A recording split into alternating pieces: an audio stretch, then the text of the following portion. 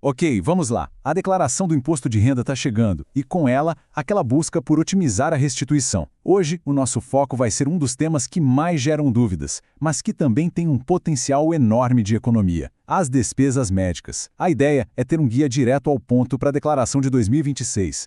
A grande pergunta é: será que aquela pilha de recibos e notas fiscais de saúde, muitas vezes esquecida na gaveta, pode mesmo virar dinheiro de volta? A resposta é um grande sim.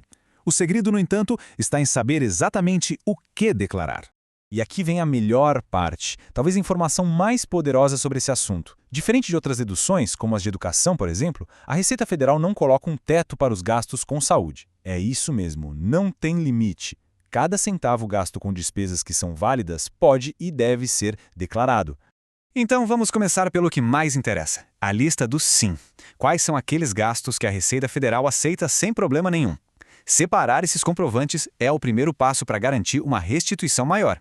Bom, a lista de profissionais é bem mais ampla do que muita gente pensa. Não estamos falando só de médicos, não. Consultas com dentistas, psicólogos, fisioterapeutas, terapeutas ocupacionais e fonoaudiólogos, tudo isso conta. Tratamentos com todos esses especialistas são, sim, dedutíveis.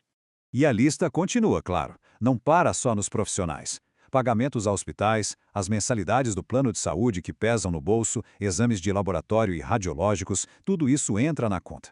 E um detalhe bem importante, até internação em casas de repouso pode ser deduzida. Mas atenção, desde que o local seja qualificado como um hospital. Isso só mostra como o conceito de despesa de saúde é bem abrangente para a Receita. Aparelhos ortopédicos, próteses, marca-passos, lentes intraoculares, tudo isso pode ser declarado.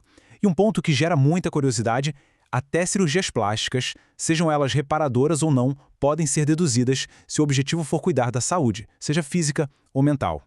Certo, já vimos o que pode. Agora é fundamental conhecer o outro lado da moeda para não ter dor de cabeça com a malha fina. Vamos então para a lista do não, que reúne os erros mais comuns na hora da declaração. E aqui a gente tem uma das maiores fontes de confusão. Pagamento para psicólogo, sim, dedutível. Agora, e o pagamento direto para um nutricionista? A regra geral é que não entra. Essa é uma distinção muito importante e que pega muita gente de surpresa. A lista do que fica de fora continua. Por exemplo, serviços de enfermagem ou de assistentes sociais contratados diretamente por fora de uma conta de hospital não entram. Outro ponto essencial: se a despesa foi coberta pelo plano de saúde ou reembolsada de alguma forma, ela não pode ser deduzida. O mesmo vale para gastos com acompanhantes. É bom ficar de olho nisso. Mas olha, nem tudo é preto no branco. Existem algumas áreas mais cinzentas, que a gente pode chamar de casos especiais. É justamente aqui que um não pode, dependendo da situação, se transformar em um sim.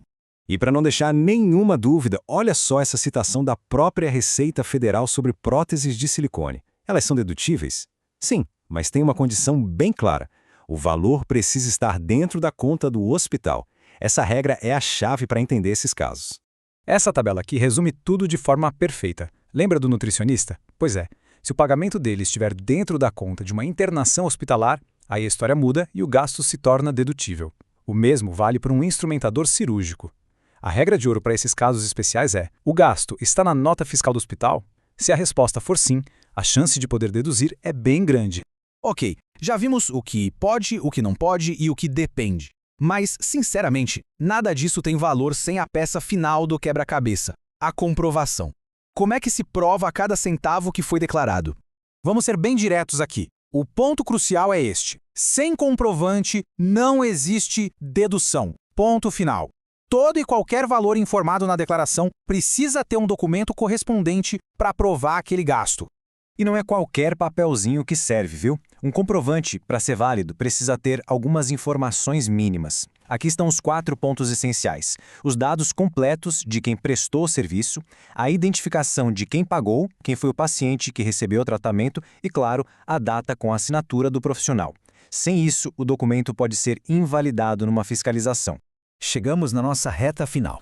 É hora de juntar as peças, resumir o que a gente viu e deixar bem claro qual é a tarefa mais importante para quem quer aproveitar ao máximo essas deduções.